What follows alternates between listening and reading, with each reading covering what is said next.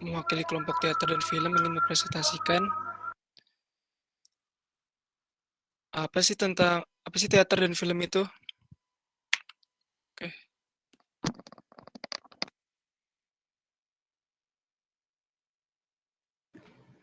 Baik. Definisi teater secara etimologis, teater adalah gedung pertunjukan atau auditorium. Namun dalam arti luas, teater adalah segala tontonan yang dipertunjukkan di depan orang banyak. Next.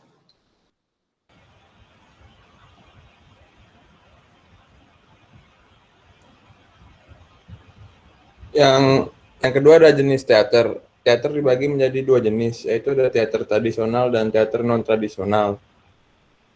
Yang pertama, teater tradisional biasa juga disebut dengan teater daerah, adalah teater yang bersumber dari masyarakat sekitar yang telah menjadi milik Ini masyarakat. bahasa, sorry bentar, gue potong. Bahasan kita teater dan film kan?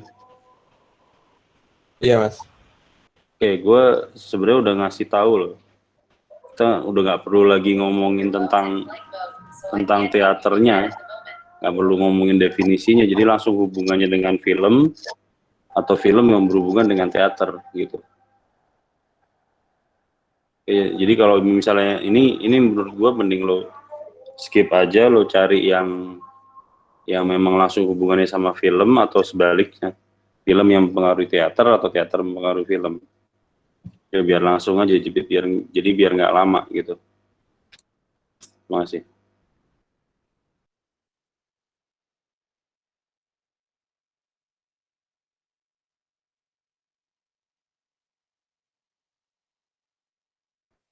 Silakan lanjutkan, tapi yang langsung ke hubungannya film dan teater ya.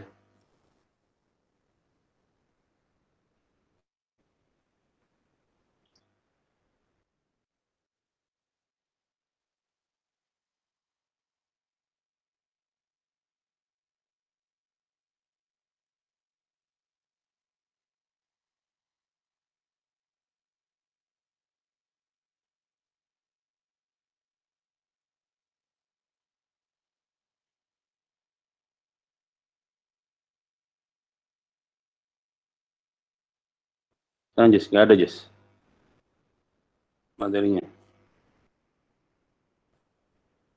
Ini kemarin udah ini.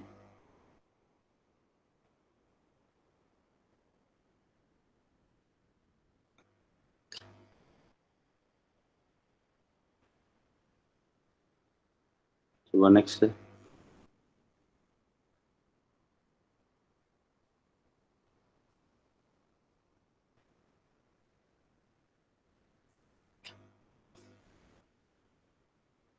Oke, lo coba bahas ini deh.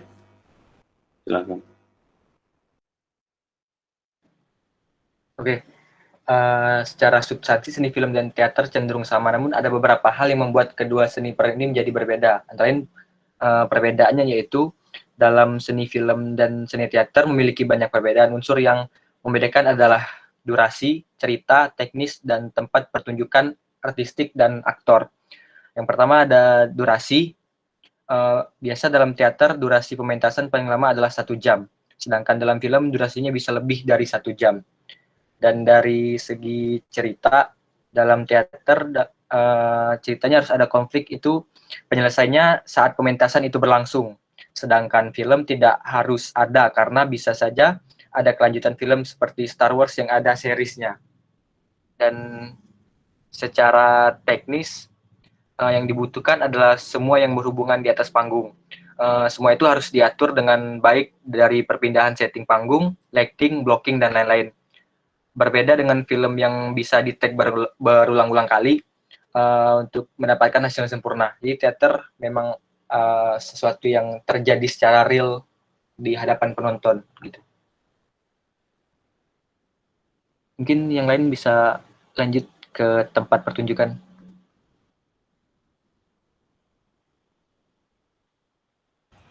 Ya, yang kelima ada tempat pertunjukan. Tempat pertunjukan teater hanya satu tempat, paten. Dapat dilakukan di indoor dan outdoor. Kelebihannya adalah memungkinkan aktor berkomunikasi dengan penonton. Sedangkan perfilman kelebihannya bisa take di mana saja, bahkan bisa menggunakan green screen.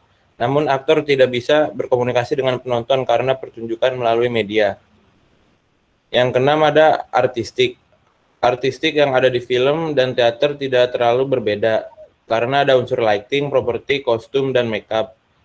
Tetapi yang membedakan adalah salah satunya lighting. Dalam teater unsur lighting harus lebih terlihat, lebih fokus pada titik apa. Sedangkan film lighting digunakan sebagai hiasan yang menunjukkan latar tersebut. Contohnya pada siang hari ada sinar matahari. Yang ketujuh, aktor. Aktor teater dan film seringkali berdebat tentang acting yang benar seperti apa. Aktor dalam teater harus menguasai penuh kedalaman karakter dalam naskah. Karena dalam panggung, pertunjukan teater yang dilihat oleh penonton dari aktor seluruh tubuh, dari ujung kaki hingga ujung rambut. Sedangkan perfilman tidak harus menggerakkan seluruh tubuh, karena semua tergantung kamera. Jikalau kamera take hanya bagian badan sampai kepala, aktor hanya perlu menguasai pedalaman karakter sebatas itu saja. Terima kasih.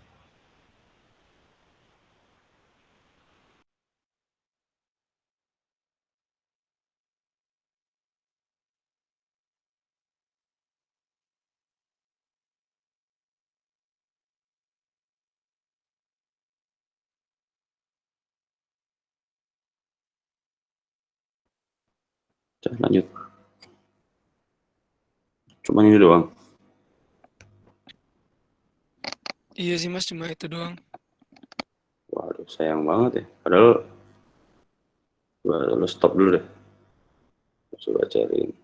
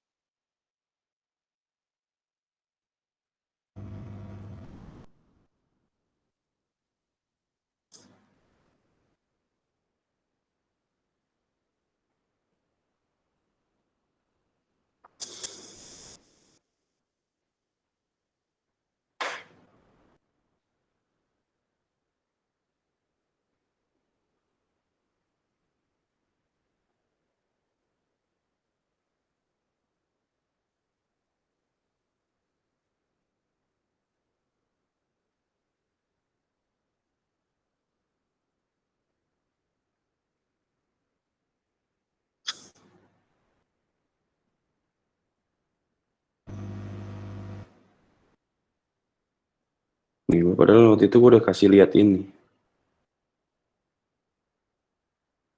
Masuk gak presentasinya? Masuk Bang. Ya gue bilang kan, gue udah bilang lo jangan nggak perlu lagi ngomongin definisi karena definisi udah ada di apa namanya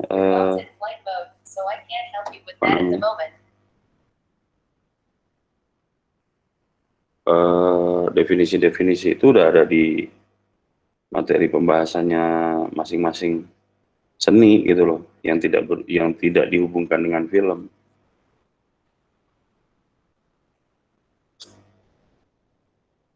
Gue harus kasih berapa kalau kayak gini?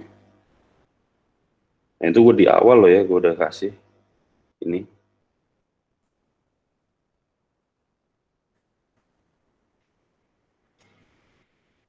Kecuali gue nggak ngasih instruksi gitu, ya boleh.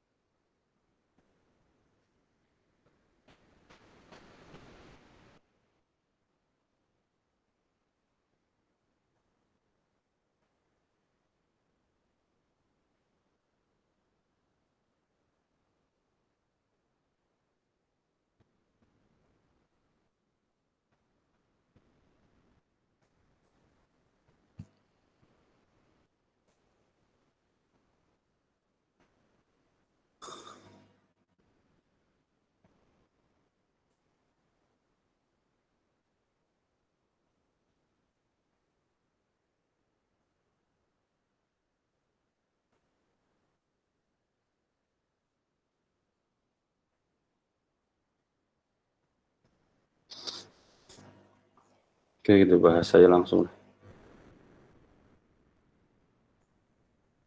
Ya, ini contoh aja bahwa ini gue pakai yang materinya ke kelas lo.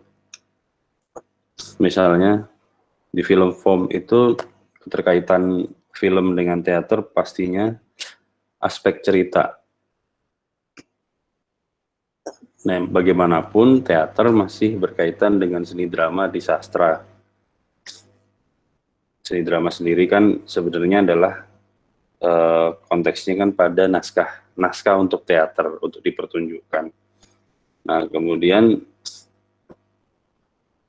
yang jelas ini hampir sama dengan bahasan seni sastra, terutama yang berhubungan dengan drama, adalah banyak karya-karya seni drama itu kemudian juga difilmkan. Lo mau ngomong apa istilahnya, mau ngomongin misalnya Shakespeare itu dari mulai namanya Romeo and Juliet, Macbeth gitu kan, itu karya-karyanya apa namanya banyak sudah mungkin udah puluhan kali atau ratusan kali dibuat gitu untuk jadi film misalnya, kita ngomongin cerita, dan nggak cuma satu dua gitu kan, kayak apa namanya karya-karya seni drama ini, naskah-naskah teater yang kemudian difilmkan kan juga sangat banyak gitu.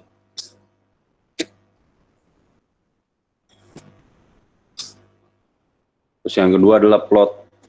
Bagaimanapun secara apa namanya dibandingkan dengan prosa, ya misalnya kayak novel, roman dan lain-lain, plotting atau plot dari film dengan teater itu dianggap lebih dekat. Gitu. Karena konteksnya adalah ngomong sama-sama memiliki durasi tadi. Durasi yang berjalan itu ada dua-duanya.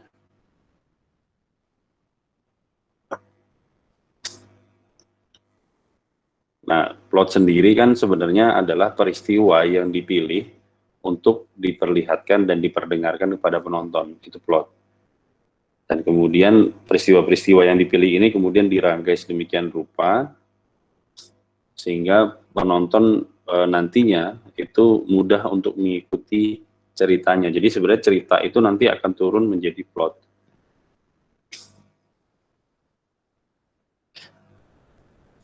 Oke. Terus karakterisasi, karakter dan karakterisasi. Ya bagaimanapun karakter dan karakterisasinya ya yang ada di dalam film, terutama film-film fiksi itu banyak mengadopsi, bukan hanya mengadaptasi ya, tapi mengadopsi itu ngambil langsung dari teater.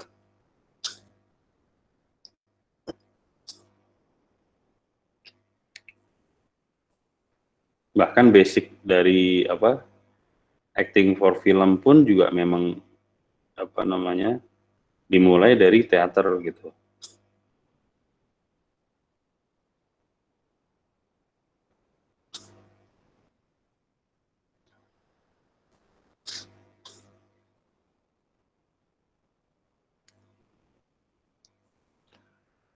Nah, sampai sebenarnya selain ngomongin konsepsi tentang ruang waktu itu sebenarnya tetap sebenarnya lebih dekat dengan teater dibandingkan dengan sastra ya gitu ya, sastra yang prosa maupun puisi. Jadi konsepsi tentang konsep ruang. Jadi kalau di film konsep ruang kan terbagi menjadi 3, story space, plot space, sama screen space. Nah ini sebenarnya ini juga ada di teater, mungkin screen space di teater nggak ada, tapi setidaknya plot space itu pasti ada. Kan makanya ada pembabakan itu kan sebenarnya itu logikanya logika plot space gitu. Kayak misalnya, nah cuma kan misalnya informasi story space, ya ruang besar yang di mana semua peristiwa itu terjadi, itu biasanya kalau di teater disampaikan melalui dialog gitu. Kalau di film kan belum tentu gitu. Misalnya kalau ceritanya Romeo dan Juliet itu kan di Verona misalnya, di Verona Italia. Nah itu kecenderungannya ya lebih banyak disampaikan lewat dialog. Kecuali memang ada properti yang bisa ngasih tulisan misalnya kota Verona misalnya, nah kayak gitu kan. Tapi biasanya itu kan jarang. Nah, demikian juga sebenarnya konsep waktu. Konsep waktu kan kalau kita ngambil konsepsi tentang waktu kan ada 3. Temporal order, temporal duration, sama temporal frequency. Mungkin temporal frequency nggak ada di teater. Temporal frequency kan waktu yang berulang secara fisik dan penonton memang paham gitu ya, bahwa waktu itu berulang.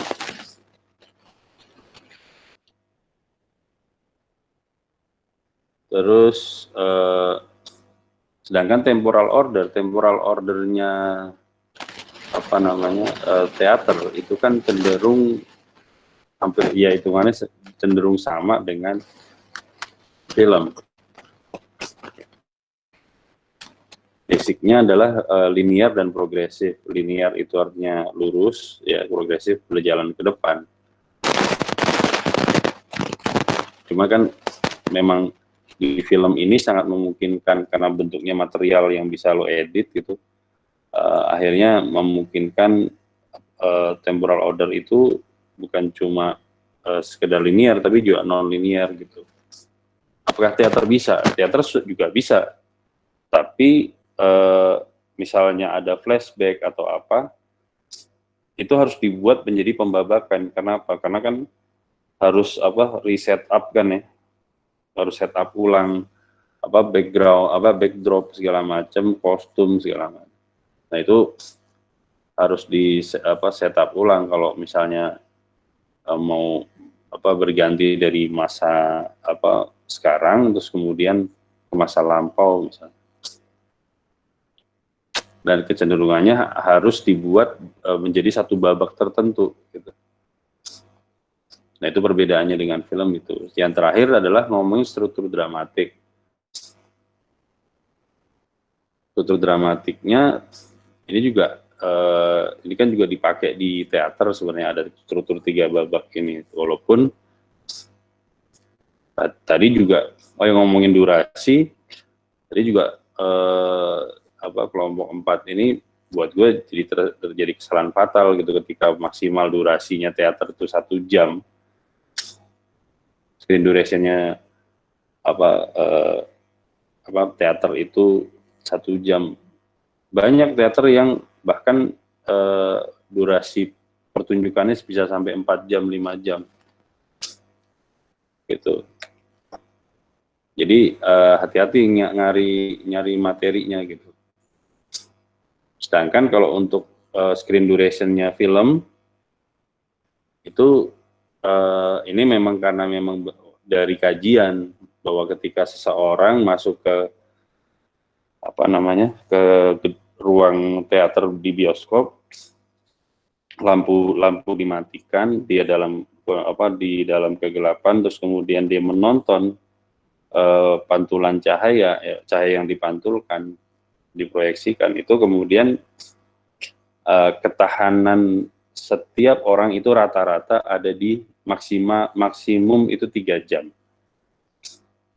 Ya dengan toleransinya ya, misalnya makanya kenapa misalnya kayak film Lord of the Ring, film Hobbit itu bisa lebih dari 3 jam, tapi rata-rata jarang yang sampai mendekati 4 jam, biasanya cuma 3 jam lebih lah, 3 jam lewat 10 menit, 20 menit itu masih seseorang yang menonton film itu masih memungkinkan memaksakan diri untuk menontonnya sampai selesai dengan upaya untuk fokus ya gitu.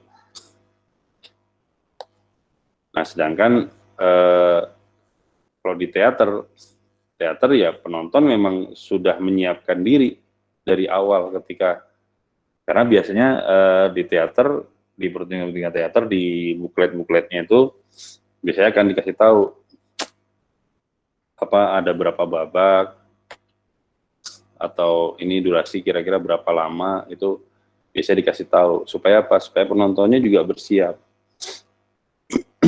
gitu. Nah balik lagi ke struktur dramatiknya, makanya kalau di film cenderung menggunakan 3 babak. Cenderung, kenapa gue bilang cenderung, karena ini yang diperkenalkan oleh Hollywood sebenarnya, yang kemudian oleh David Bordwell disebut dengan namanya sinema Hollywood klasik atau struktur Hollywood klasik. Kenapa? Karena memang ini yang dipercaya lebih mudah untuk diikuti oleh penonton. Dari mulai, makanya kan pembabakannya sangat sederhana, opening, middle, sama ending. Opening sebagai konsepsi pembuka filmnya, terus kemudian eksposisinya ada di paparannya gitu ya, ada di middle, dan kemudian resolusinya ada di akhir. Nah, bahkan sampai sekarang pun sebenarnya Hollywood masih banyak film-film Hollywood itu yang siapa nih, sorry. Oh ya nggak apa-apa.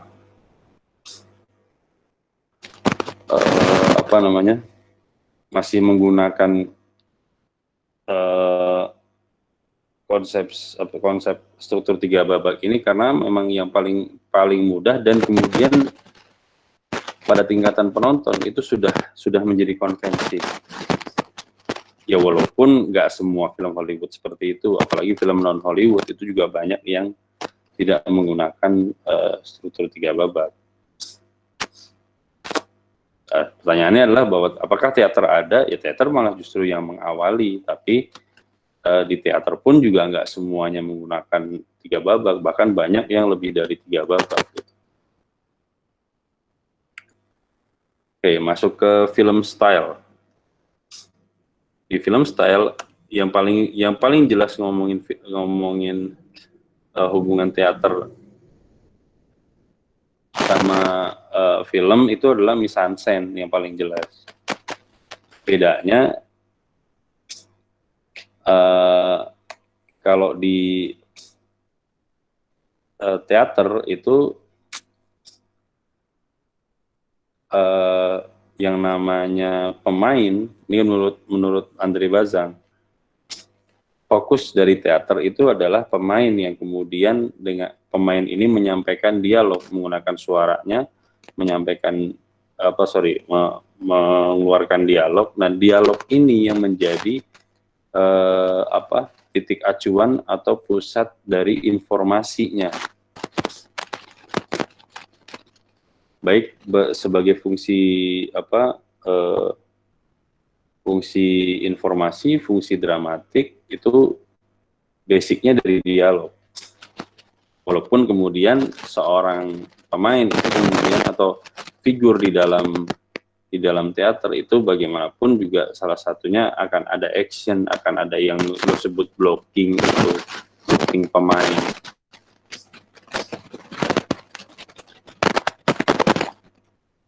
Nah, sedangkan kalau di film sendiri itu yang namanya mise-en-scène itu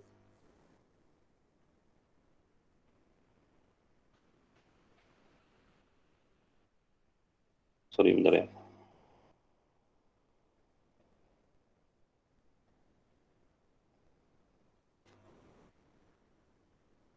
Jadi mise-en-scène sendiri bukan cuma pemain, bukan cuma figur. Jadi kalau menurut Bazang, kalau yang penting di teater itu adalah figur, kalau di film itu belum tentu figur. Kenapa? Karena bahkan sampai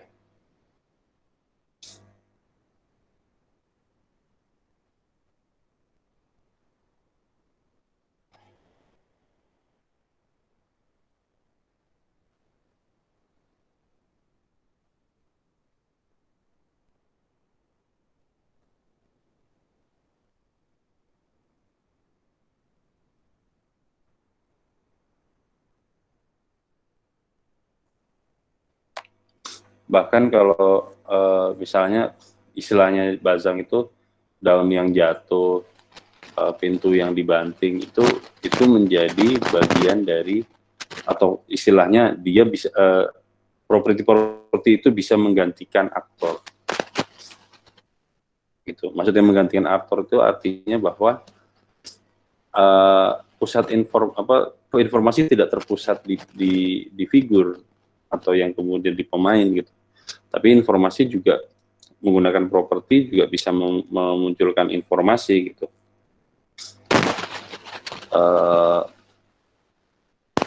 Apa namanya? Misalnya kayak pintu yang kebuka, misalnya di film horor pintu kebuka terus ada deritnya gitu ya, misalnya ngek gitu, atau jendela yang kebanting-banting kena angin gitu di film horor, itu kan jadi memunculkan aspek dramatik, iya, bahkan kadang memunculkan aspek informasi kalau kemudian ada duplikasinya ya, setiap pintunya bunyi itu misalnya setannya keluar, nah itu kan jadi fungsi informasi. Nah itu perbedaan dengan teater, antara mise-en-scène-nya teater dengan mise-en-scène-nya film menjadi berbeda karena seperti itu.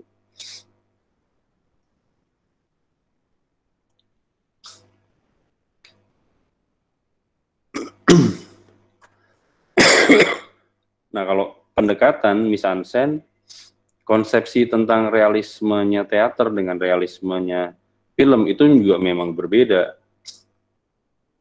gitu. Kostum mungkin masih bisa sama, tapi make up enggak. Kenapa? Ya pemain harus kelihatan betul ada karakter yang terjadi dari make up. Kenapa misalnya make up-nya jauh lebih tebal di teater ya? Karena kan penonton akan ada jarak gitu. Belum lagi nanti dia harus misalnya kena lampu spotlight misalnya, terutama bintang-bintang pemeran utamanya, dia kan kena spotlight dan lain-lain, ya harus kelihatan, maksudnya harus muncul gitu, nonjol gitu. Sedangkan kalau di film kan enggak, film sangat mungkin realisme itu memang yang dikejar adalah seperti kita sehari-harinya gitu.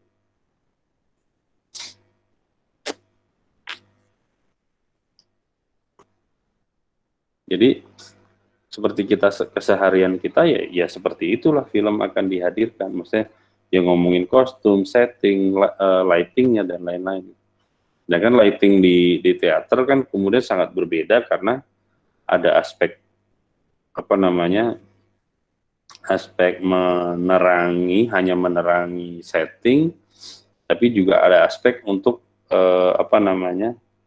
membantu focusing penonton pada tokoh-tokoh tertentu yang kita sebut spotlight itu.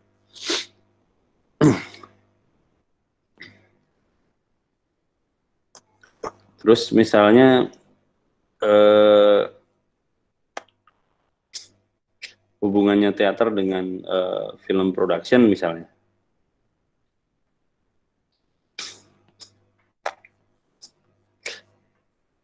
Jadi kalau lo lihat hubungan film dengan teater, yang paling awal lo bisa tarik misalnya dari Méliès. Méliès kan sebenarnya menggunakan kamera film untuk merekam pertunjukannya dia.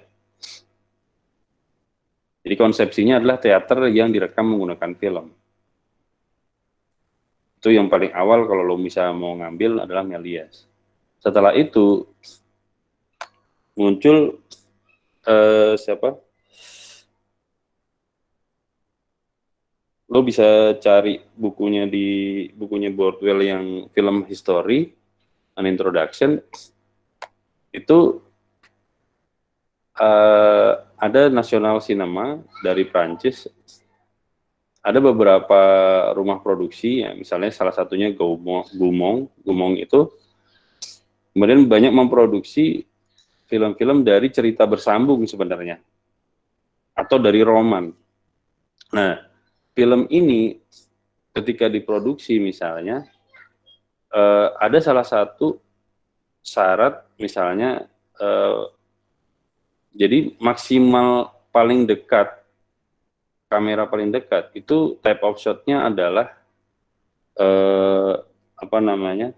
full shot. Karena konsepsi mereka masih berkaitan dengan teater yang di mana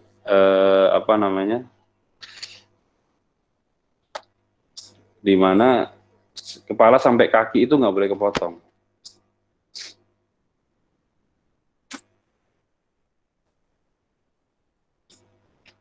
Gitu. Nah, dari situ kemudian masuk misalnya era-era film-film bisu misalnya. Film bisu masih istilah didominasi pemainnya itu adalah pemain-pemain teater. Makanya teknik actingnya itu kan sangat overacting gitu, berlebihan teatral gitu. Nah, berbeda dengan ketika memasuki tahun 30-an, ketika muncul suara. Ketika muncul suara, acting itu cenderung formal. Dialog formal, gestur maupun blocking itu terasa formal gitu. Nah, ini terutama ngomongin dialog ya. Dialog itu kemudian sangat dipengaruhi oleh teknologi suara pada masa itu. Jadi teknologi suaranya aja misalnya tahun 30-an lo mau ngambil mau ambil suara itu lo harus bawa mobil soundcar istilahnya, memang mobil suara. Karena memang alat perekamnya ada di dalam mobil itu gitu. Mobil-mobil jenis Obi-Wan gitulah. Jadi sebesar itu alat perekamnya. Dan juga sensitivitas mikrofonnya juga belum kayak sekarang gitu. Sehingga sangat dibutuhkan artikulasi, intonasi gitu ya. Tensinya dari si aktor ini menjadi sangat penting untuk diucapkan dengan benar supaya supaya terdengar dengan jelas.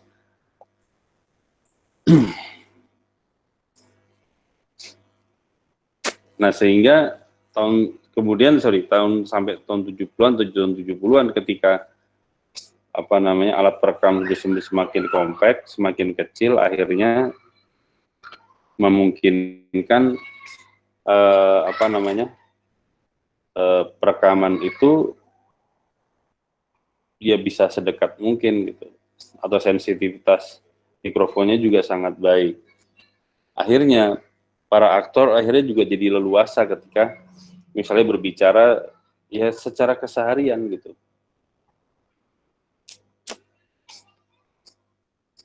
Nah, di sisi lain di tahun 1910-an,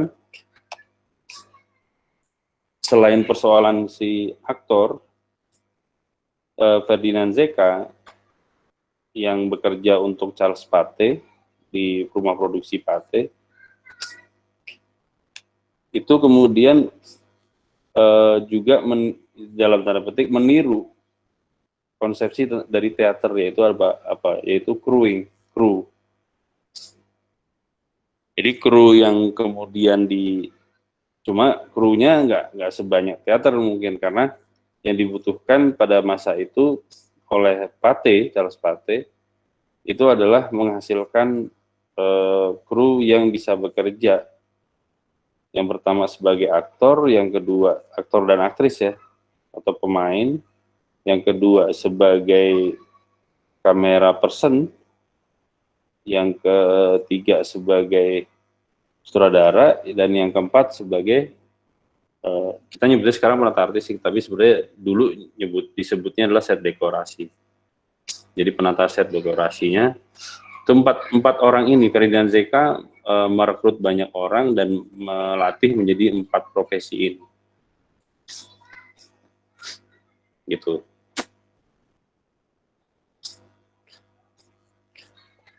Oke.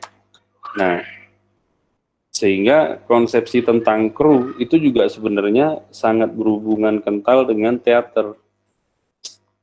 Setidaknya ada sutradara, ada penata artistik gitu, atau set dekorator, gitu kan. Ada penulis naskah. Nah, naskah ini sebenarnya di awal-awal juga nggak terlalu diperhatikan. Baru di akhir tahun 1910-an, di tahun 1920-an lah ya, itu muncul orang namanya Thomas Ince yang kemudian mencoba menggunakan konsepsi dari produksi teater, yaitu apa? Naskah. Jadi film ini harus disediakan naskahnya atau dibuat naskahnya. Kenapa?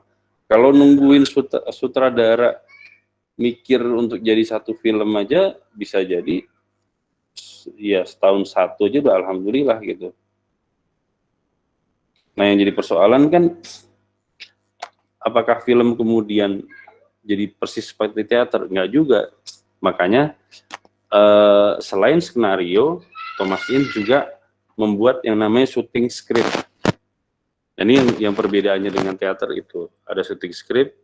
Nah, hal ini kemudian karena tujuannya adalah untuk efektivitas dan efisiensi, baik lo ngomongin budget, waktu gitu ya.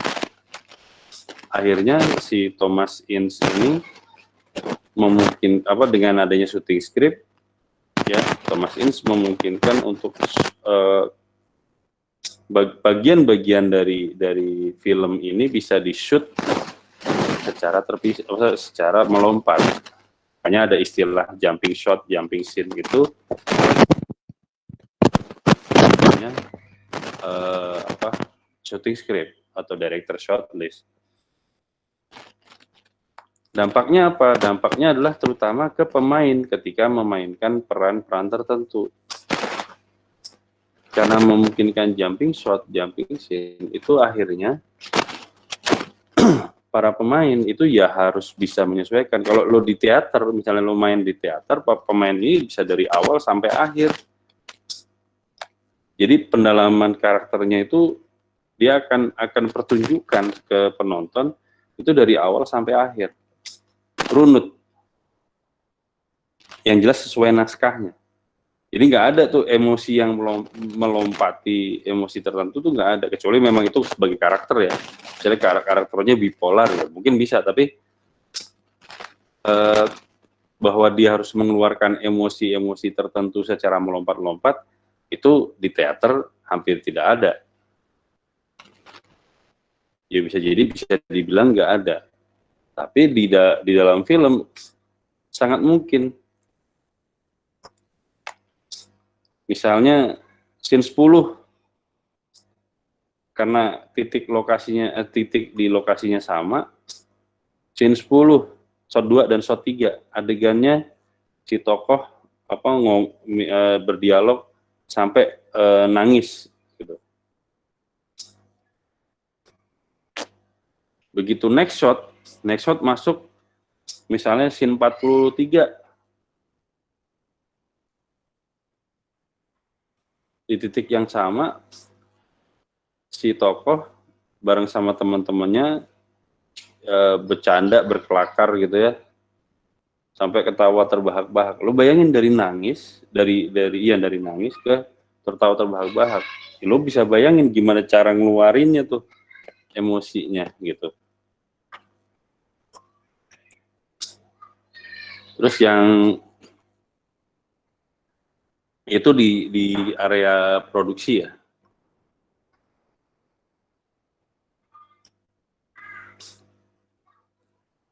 Terus di apa namanya di distribusi terutama apa namanya di area distribusi itu setidaknya awal-awal kemunculan film itu ditandai, bahkan kalau di Indonesia sampai tahun 80-90 tuh masih misalnya distribusi, terutama ngomongin promosi pada wilayah distribusinya itu penggunaan pamflet, leaflet gitu atau poster gitu ya, itu diperkenalkan maksudnya digunakan juga di film gitu. Mungkin kalau ngomongin konsep distribusi yang lain mungkin beda banget lah gitu ya. Tapi ngomongin pamflet, leaflet itu memang mengadopsi dari teater gitu.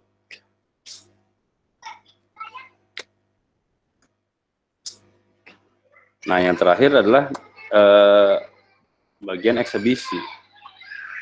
Salah satu yang paling jelas ngomongin eksebisi adalah gedung tempat pertunjukan. Jadi kalau misalnya ada pertanyaan gini, kenapa sih kalau lo masuk di 21 aja, ditulisnya teater 1, teater 2, teater 3. Kenapa namanya teater?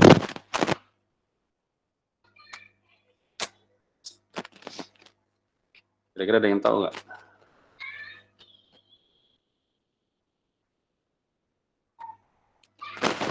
Karena tempat pertunjukan kali Mas, maksudnya pertunjukan filmnya itu sendiri. Iya, itu kan pertunjukan film ya. Maksudnya kan yang kita pahami sekarang gitu. Tapi kenapa harus namanya teater gitu? Sedangkan teater kita taunya kan memang tempat pertunjukan apa drama, teater itu kan juga namanya teater gitu. Memang begitu. Kenapa kok misalnya kenapa nggak disebutnya pakai bahasa Inggris room gitu misalnya, atau apa ya apa kalau itu bilik atau apalah gitu istilahnya. Karena ini Bang, apa kalau menurut gua karena posisinya hampir sama seperti teater pada umumnya yang memusatkan apa namanya perhatian di satu titik, sedangkan tempat duduknya bertumpuk gitu Bang, tapi pusatnya tetap satu titik di depan. Nah, gitu. Tahu nggak itu dari mana asal muasalnya? Nah, ini sebenarnya berhubungan sama sejarah film ketika munculnya satu tempat pertunjukan namanya Nickelodeon. Jadi di awal 1900-an itu kan yang namanya Nickelodeon ini kan marak di Amerika. Tempat pertunjukannya bermacam-macam, tapi intinya adalah cuma layar yang kemudian diproyeksikan film. Sedangkan tempat duduknya itu ya ada macam-macam, maksudnya nggak seragam gitu. Ada yang tempat duduknya model apa namanya, model kayak bangku tukang mie ayam tuh, bangku buat makan itu yang panjang-panjang itu coba disusun berderet aja ke depannya. Ya isinya cuma 20 orang atau 30 orang di situ. Ada juga ya bangkunya nggak tahu, sekarang lu mesti tahu, pernah ngerasain Metro Mini nggak zaman dulu tuh? Bangkunya bangku fiber gitu. Ya ada model bangku model kayak gitu, tempat duduk, tapi ya tidak bertingkat gitu loh. Ya susunannya ya datar aja, rata gitu. Karena memang penontonnya sangat nggak banyak gitu. Nah yang ini yang jadi persoalan gini. Sebenarnya pada masa itu Nickelodeon ini dianggap sebagai hiburan rakyat jelata. Jadi tontonan atau hiburan masyarakat bawah, masyarakat kelas rendah gitu. Kenapa? Karena memang para penontonnya itu memang buru-buru kelas bawah. kebetulan gini, kalau dari ditarik sejarahnya yang sebelumnya gini. Jadi sebenarnya di Amerika itu terjadi 3 gelombang migrasi perpindahan dari Eropa. Nah, migrasi ini terjadi kalau misalnya yang migrasi gelombang pertama itu hiburannya itu kalau lo nonton film-film western ya, film-film cowboy itu ya hiburannya ya di salon-salon itu istilahnya, tempat bar gitu ya, di tempat minum atau duel senjata, itu hiburan mereka gitu. Nah, gelombang kedua hiburan-hiburannya itu ya pertunjukan-pertunjukan seperti opera atau sirkus atau apalah gitu ya, yang memang sifatnya pertunjukan. Begitu memasuki gelombang ketiga, nah gelombang 1 dan kalau gelombang 1 ini kan para pencari emas ataupun minyak bumi gitu ya. Gelombang 2 itu orang-orang yang bekerja untuk gelombang 1. Nah, gelombang 3 ini memang di negara asalnya pun banyak yang memang dari ekonomi kelas bawah. Jadi mereka memang buruh gitu ya, pekerja-pekerja kasar gitu ya, segala macam. Nah, yang waktu di negara asalnya itu mereka rata-rata bekerja itu di atas 10 jam. Jadi rata-rata 12 jam gitu. Jadi misalkan, dan mereka pun bekerja itu dari Senin sampai Sabtu. Minggu mereka hanya dipakai untuk istirahat, betul gitu. Untuk tidur mungkin kan, buat memulihkan fisiknya, stamina-nya. Nah, lu bayangin kerja selama 12 jam ya. Misalnya masuk mereka jam 8 malam baru selesai. Pulang ke rumah, makan malam, istirahat sebentar, maksudnya leha-leha bentar, tidur buat besok pagi lagi kan gitu.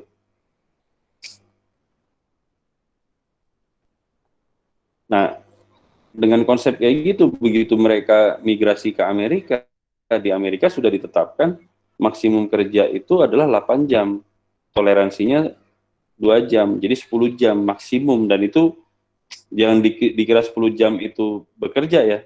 Jadi misalnya 1 jam pertama itu dihitung itu dari rumah, perjalanan dari rumah ke kantornya atau tempat kerjanya. Tank bekerja, mulai pekerjaan dimulai itu, atau mereka mulai bekerja itu setelah 1 jam tadi ya, misalnya masuk jam 9, jam 8 itu sudah dihitung bekerja, dihitungnya, tapi bekerja benernya ya di jam 9 sampai jam 5. Itu pun masih ada istirahat.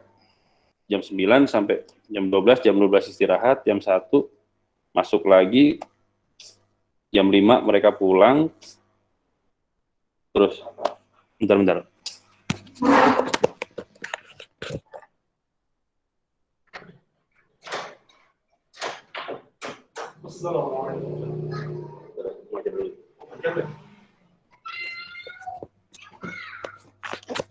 Nah, jam 5 mereka pulang. Nah, dari jam 5 ke jam 6 itu mereka mereka pulang ya gitu ya. Jadi dihitungin, jadi rentang waktunya 10 jam. Gitu logikanya gitu. Nah, lo bayangin kalau misalnya mereka dari katakanlah mulai jam 8 10 jam itu kira-kira jam berapa? Jam 6 ya, Bro. Ya selesai. Nah, jam 6 mereka sudah selesai. Atau kalau misalnya mau dihitung cuman jam mereka bekerja ya, misalnya jam 9 sampai jam 5 selesai. Makan malam jam 7. Masih ada waktu tuh. Ada 2 jam. Sabtu mereka nggak kerja. Minggu mereka nggak kerja. Akhirnya apa yang kemudian terjadi kan banyak waktu luang. Nah, waktu luang ini yang ditangkap oleh imigran gelombang kedua untuk menciptakan apa namanya, tempat-tempat hiburan. Ya salah satunya Nickelodeon itu. Karena bayar harga tanda masuknya HTM-nya itu murah banget. Satu nikel itu kan 5 sen dolar. Gitu. Nah, akhirnya dari situlah sebenarnya Nickelodeon berkembang gitu. Dan akhirnya dikenal sebagai apa namanya? Hiburan masyarakat kelas bawah. Nah, kemudian ada salah satu anggotanya Independent Movies Company ini, ada namanya Adolph Zukor. Dia pengen ngangkat film itu kemudian jadi punya peran penting lah gitu, atau istilahnya pengen ngangkat derajatnya film, nggak sebagai hiburan kelas bawah doang, tapi juga hiburan kelas menengah ke atas. Salah satu yang kemudian dirubah sama dia apa, atau yang harus dibenahi apa? Tempat pertunjukannya. Maka dibuatlah oleh Adolph Zukor satu tempat pertunjukan yang bentuknya seperti teater, bentuk tempat pertunjukan teater atau tempat pertunjukan untuk opera. Dia menyebutnya sebagai movie theater. Makanya sampai sekarang kenapa disebutnya teater itu seperti itu. Nah, ini oleh Adolph Zukor. Jadi itu salah satu hubungan eksebisi, dalam konteks eksebisi antara teater dengan film. Karena memang Adolph Zukor menggunakan konsep proscenium, model proscenium itu yang seperti tempat pertunjukan opera. Oke, itu dari teater yang mempengaruhi film. Tapi dari film yang mempengaruhi teater tadi,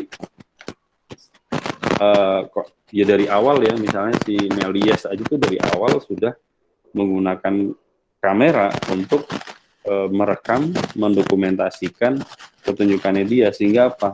Sehingga dia nggak perlu lagi hire pemain, nggak perlu bayar orang gitu.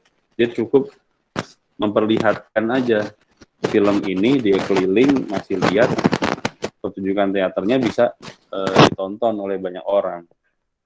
Sehingga biaya produksinya jauh lebih murah gitu. Itu di awal. Tapi sekarang misalnya aspek-aspek teknis dari film itu kemudian juga digunakan oleh teater, misalnya sebagai backdrop gitu, atau sebagai background pertunjukannya misalnya. Ada yang menggunakan misalnya entah menggunakan screen projector ataukah menggunakan TV monitor yang sangat besar gitu, yang di dalamnya kemudian misalnya dia butuh landscape gitu ya, landscape pegunungan ya dia tinggal merekam di mana, dia tinggal diproyeksiin ke pertunjukan teater itu gitu, dan bermacam-macam gitu sekarang juga. Nah, yang terakhir misalnya sebenarnya konsepnya jadi kayak Méliès, tapi kemudian dengan adanya media-media sosial misalnya kayak YouTube, Dailymotion atau apapun, pertunjukan teater itu akhirnya juga bisa direkam dan kemudian dipertunjukkan di media-media sosial gitu misalnya. Dan yang terakhir mungkin ini informasi aja. Jadi kalau dulu Pak Soemarjono almarhum kan menggunakan istilah sinetron untuk sinema elektronik, film yang dibuat dengan media elektronik, terutama video, kamera video, dan dipertunjukkan di media elektronik juga, yaitu televisi. Waktu itu TVRI. Nah, gue lupa tahun berapa, lo boleh cek nanti. Seingat gue sih 90-an ya, 90-an atau 2000-an dah. Itu dosen-dosen dari teater IKJ sama alumni-alumninya itu sempat bikin namanya teatron. Kalau ada yang kenal alumni-alumni teater IKJ, boleh coba tanya deh, tahun berapa tuh ada teatron. Nah, teatron ini sebenarnya konsepsinya mengikuti kayak sinetron, tapi bentuknya memang betul-betul teater. Jadi mereka membuat produksi teater dan kemudian dipertunjukkan di TVRI pada masa itu. Jadi kalau nggak salah itu udah ada TV swasta, saya ingat gue, ketika dosen teater itu pada bikin teatron itu. Oke. Ya dari gue sih itu gitu ya, sayang banget nih dari kelompok 4 presentasinya sangat kurang gitu ya. Oke, mungkin ada yang mau didiskusikan, mau ditanyakan.